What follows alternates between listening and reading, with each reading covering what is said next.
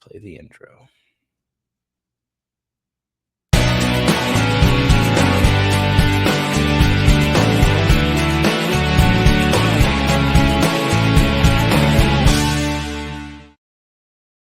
Welcome back to another edition of the weekly walkthrough with Alex and Graham. I'm your host, Alex. Joining me as always, he's on this side of me. It's Graham.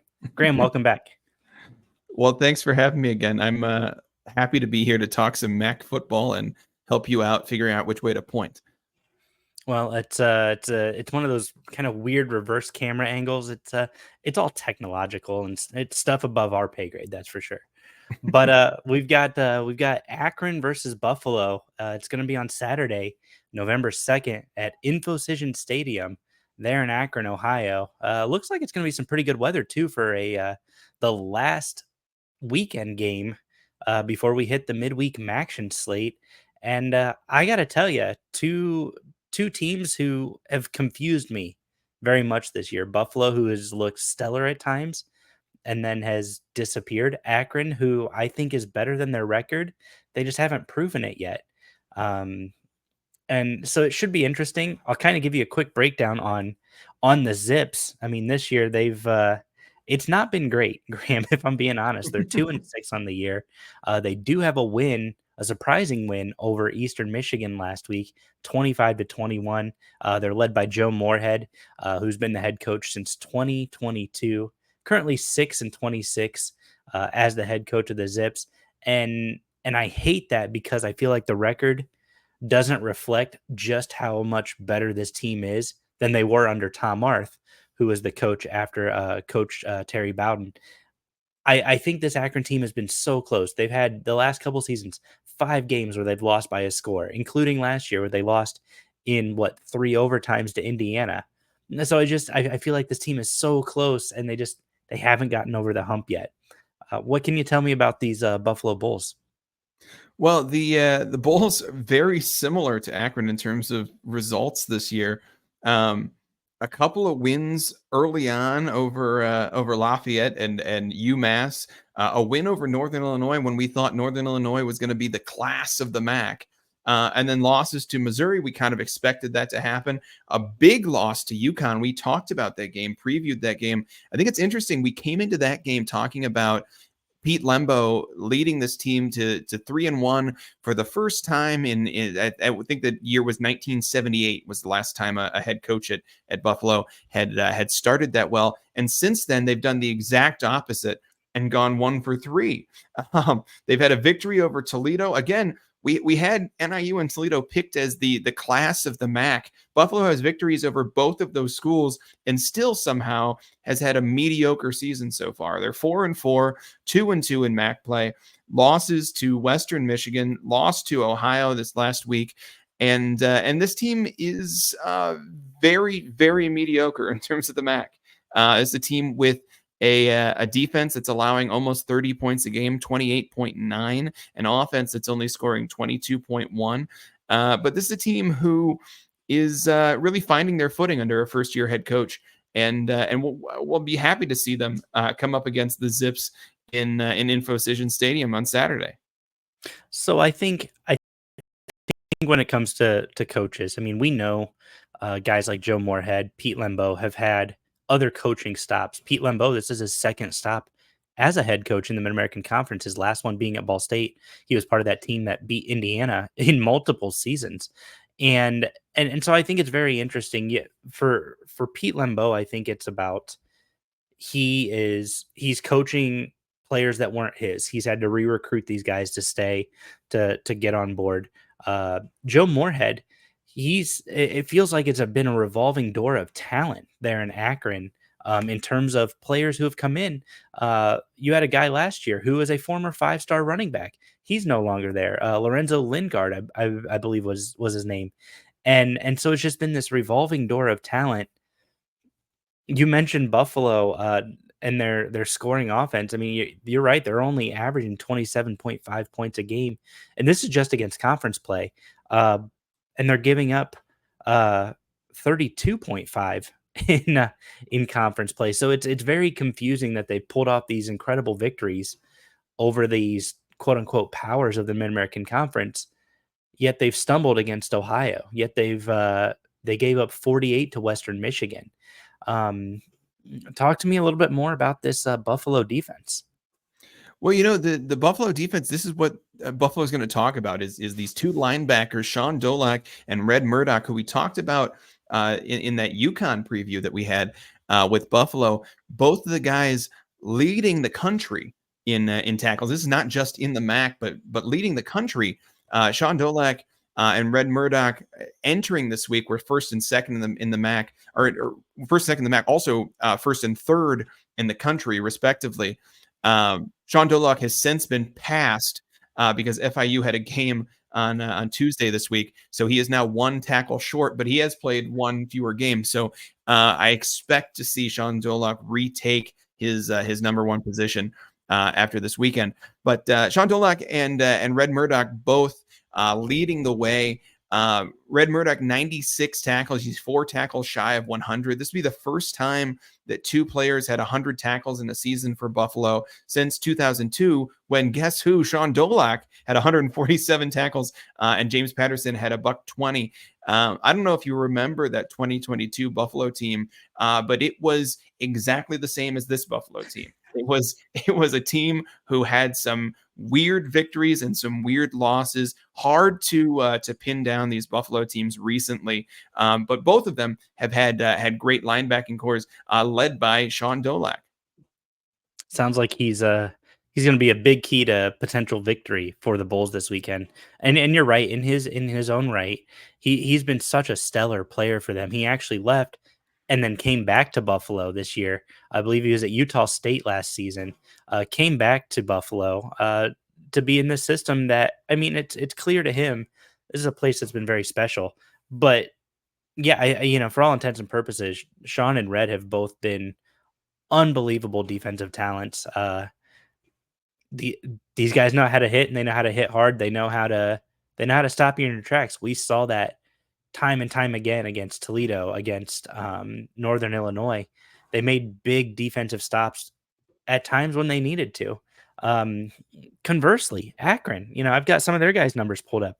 You got Brian McCoy, Darian Lewis, Antavius Fish, which, like, come on, that's a great name, and Paul Lewis the third. These are all juniors and senior linebackers.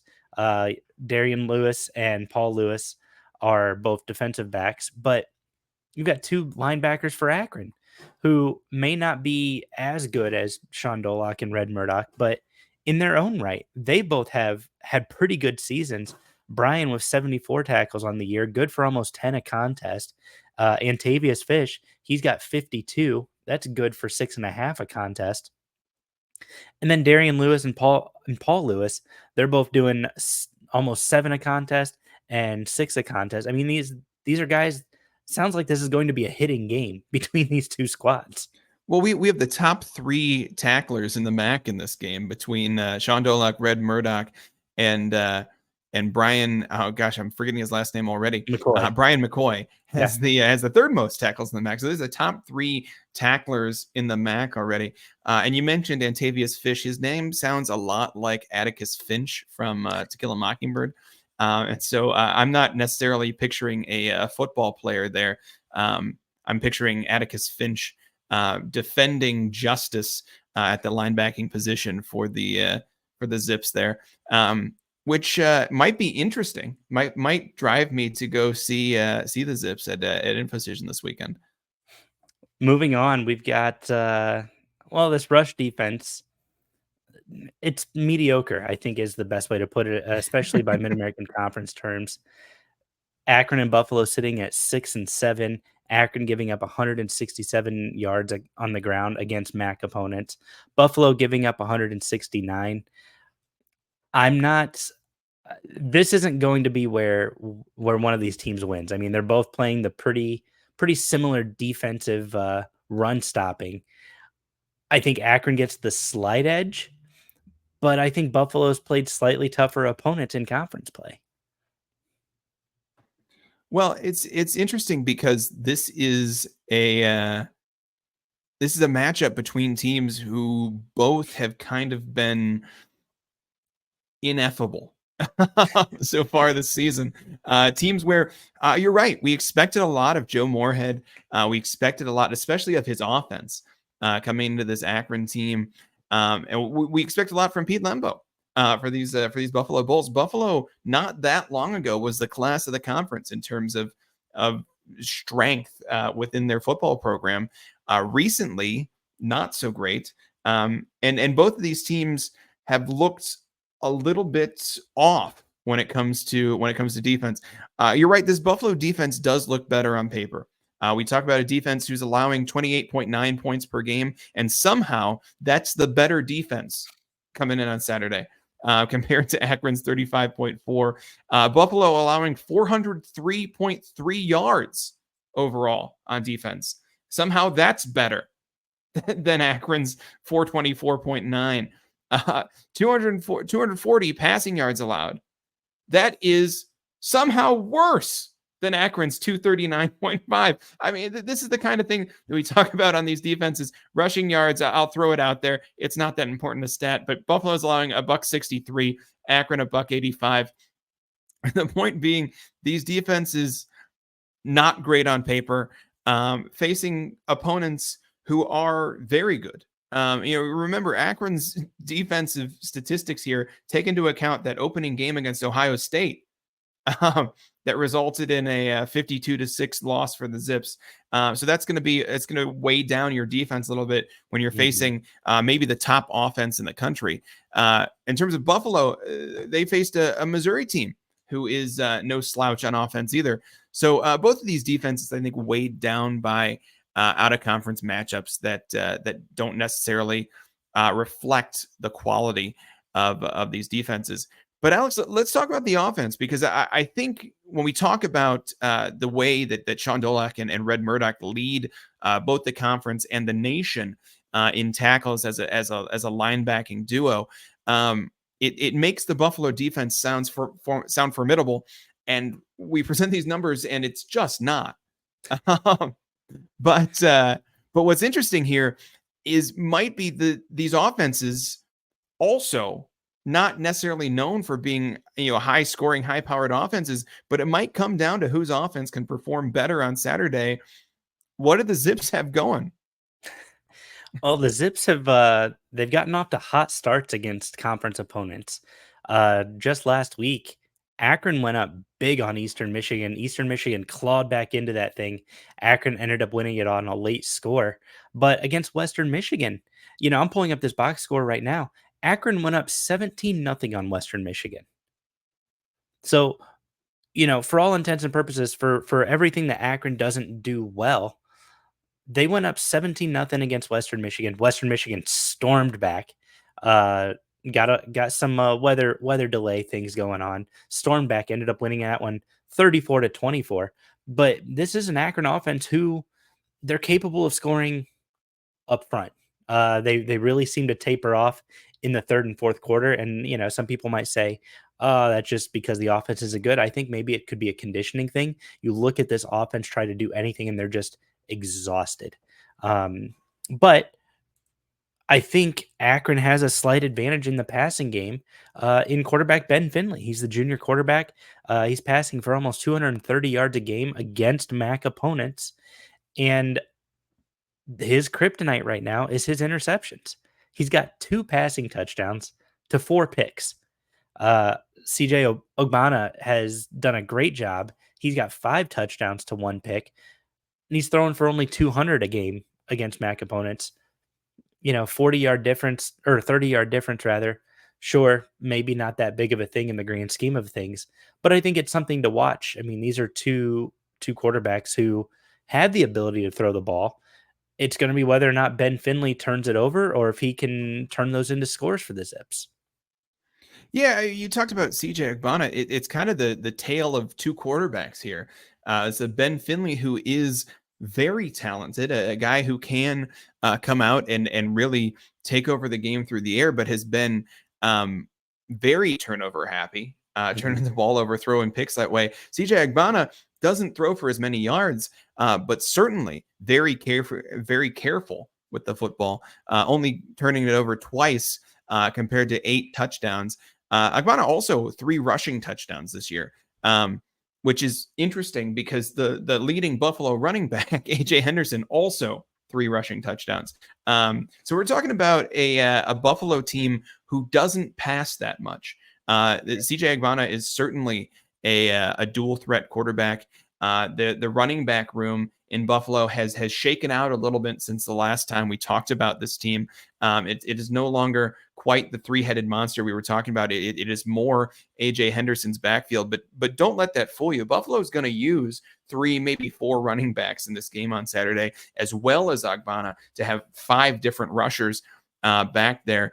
And I wouldn't be surprised if they tried to keep the ball on the ground as much as possible. What's going to be interesting here is that both of these defenses have let up quite a few yards through the air, and both of these offenses have had a really hard time creating yards in the air.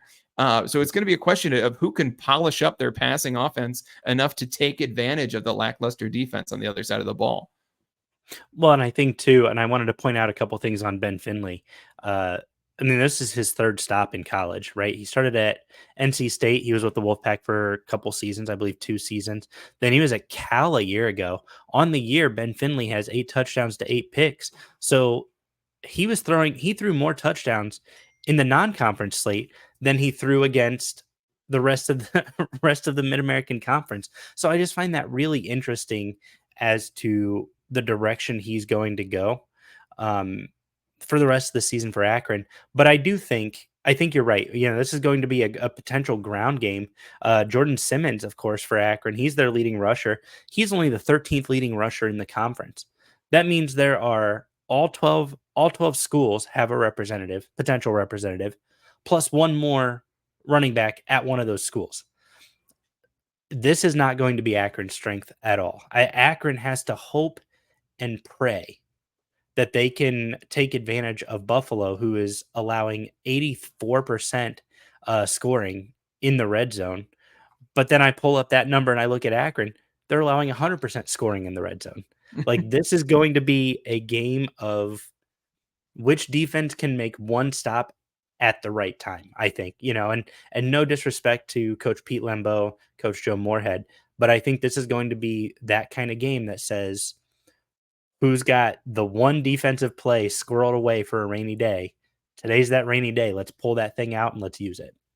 I think that's interesting. These are wildly volatile teams is the best way to describe them. We've seen this. You mentioned they went up 17-0 on Western Michigan. They came out and they dominated that first quarter and even a little bit into the second quarter. And then suddenly they went to sleep. This is an Akron team who, for the rest of the game, 3 more quarters of football, found the end zone only once, and their defense went ahead and allowed Western Michigan to score 34 straight points. It's kind of strange back and forth that this Akron team has, where they can throw together really, really impressive quarters. I don't know if you watched that first game of the season, but they actually looked okay against Ohio State to start out. Yeah, I did. And then it's Ohio State, so they grind you down, and it's hard to keep up with the depth that Ohio State has. Hard to keep up with $20 million is what you meant to say. That too. But I mean, this is an Akron team who has looked good this year, but never for complete games. Even the game against Colgate, a team that they had no business being close to, Colgate scores 20 points on this Akron defense. We also talk about a victory over Eastern Michigan this last week, and we talk about it as a surprising victory. It shouldn't be. This is an Akron team who plays in the Mid-American Conference. We know about the parity in the conference. There's no reason the Zips should have a hard time beating a Mid-American Conference opponent. And yet, we came out here and we said, what a surprising victory for the Zips over an Eastern Michigan team who is a conference opponent. We should never be surprised to see a victory in the MAC, and we are, because of the volatility of this Akron team. Buffalo has been the same way this year. It's been a team where we have no idea what they're going to do week to week. I came out in our preview against UConn and I said Buffalo is going to keep this game close, and they went ahead and didn't score at all against UConn, minus a sole field goal. Yeah. Not only that, but their vaunted defense. We talked about the vaunted Buffalo Bulls defense allowed 47 points from a UConn team that regularly makes appearances in ESPN's bottom 10 article. This is the kind of play from a Buffalo team. It's inexplicable. They have a Mhm. victory over a top 25 Northern Illinois. We can argue about whether Northern Illinois deserved the top 25 ranking at the time, but they have a victory over a top 25 Northern Illinois team. They have a victory over a Toledo team who beat Mississippi State this year. They beat up on Louisiana Lafayette early on. They beat up on UMass. That is a team who looked so strong Mhm. for the first 4 or 5 weeks of the season, 6 weeks of the season, and then has gone to sleep these past 2 weeks against Western Michigan and Ohio. It's hard to tell what's going to come out this week. I have to think one of these offenses is going to step up. And I think you're right. I don't think one of these offenses is going to step up the whole game. One of these offenses is going to step up for a quarter, for a drive, for something that puts them in the red zone. And we know these defenses like to let up scores in the red zone. So it's going to come down to who can perform in their spots. It's a game that I wouldn't be surprised if it came down to, like last year, came down to a special teams play. You remember that overtime I last do. year came down to a blocked field goal Yeah. to lead to the Bulls' victory.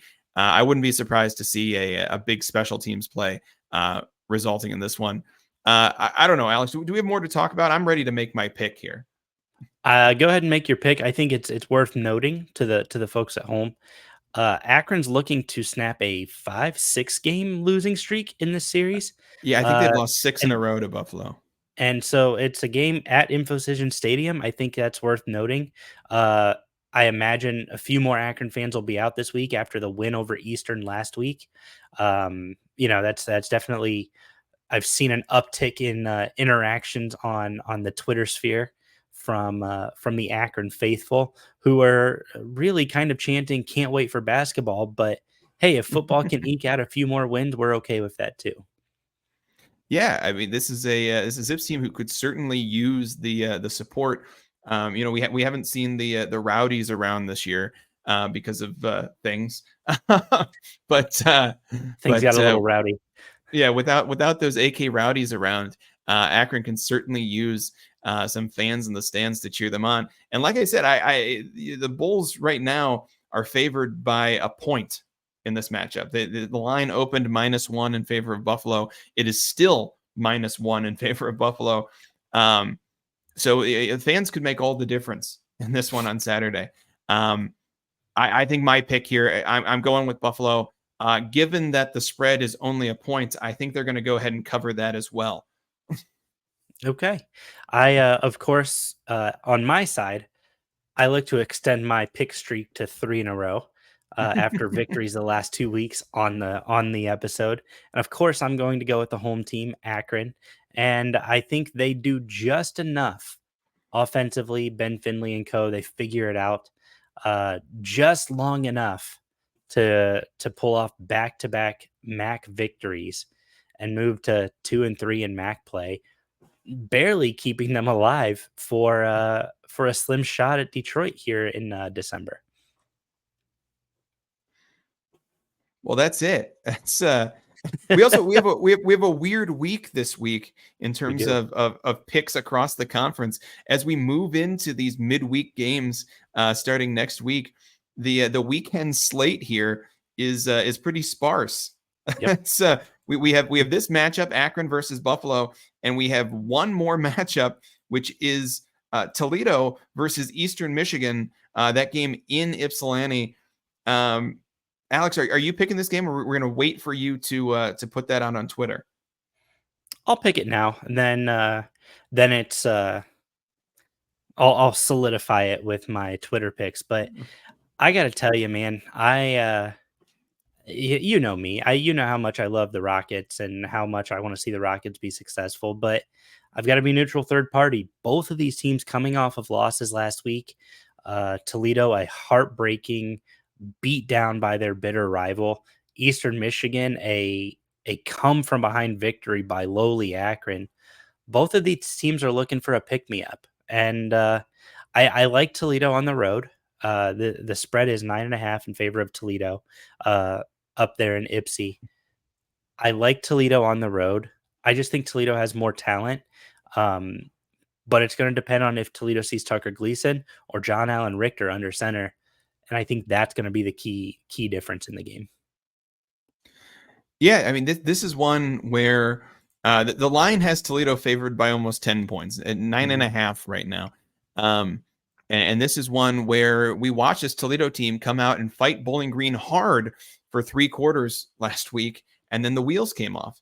I got to be at that game, Alex, and let me tell you, it was windy, and then there's a Bowling Green student sitting right in front of me, and he was given the whole, he's surrounded by Toledo fans, giving the whole fan base there a hard time. The and kind of deservedly so. Frankly, the way the Rockets performed. So, what This do you think Eastern about Michigan. Scott Leffler? I guess I should ask you. What do I think about Scott Leffler? I would. I stand by my statement.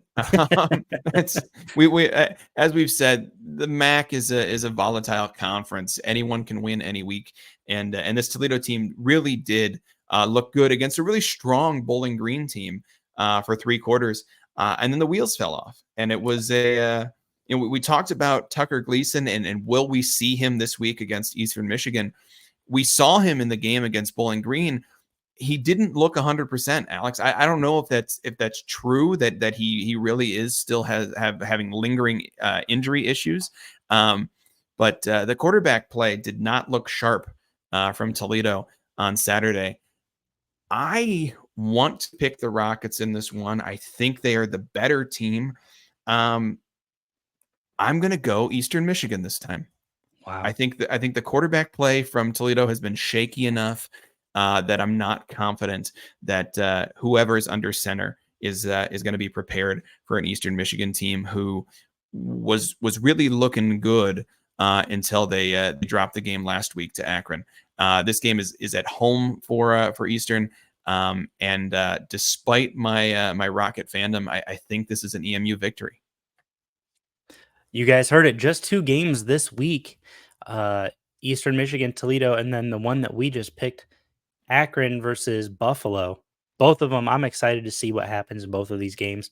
A lot of things on the horizon with them. And then election night, midweek Maction kicks off. I think, the country will be changed forever by the results of midweek Maction. Certainly not by the result of the election. And looking forward to welcoming that back. It's hard to believe we've got just 4 weeks left of college football after this weekend. And yeah, we're turning the calendar to November. So thank you guys so much for joining us. Before you go, make sure you guys download the Varsity app presented by Lairfield. It's available on all app stores out there, Apple, Google, wherever you may download your mobile apps. It's a free app to download. You guys can listen to hundreds of college-based, college-focused podcasts, such as myself, Sicko's Committee, a group of 5 guys, many others out there that are available for free to access, to listen to save in your favorites. You can also listen to any of the calls all throughout the conference, not just for football, but for basketball, baseball, softball, whatever it may be. If it's your favorite sport in your favorite conference, the Varsity app has it available. Again, it's a free app to download. Make sure you guys check that out today. Download it, listen, save this podcast as one of your favorites, and continue to listen and support the show. Yeah, check out that Varsity app and check out, we got 2 MAC games on Tuesday. And what I can tell you about those is that they will actually be results for those games on Tuesday night. If you guys missed it, I did put up my how does your Maction team do on election night?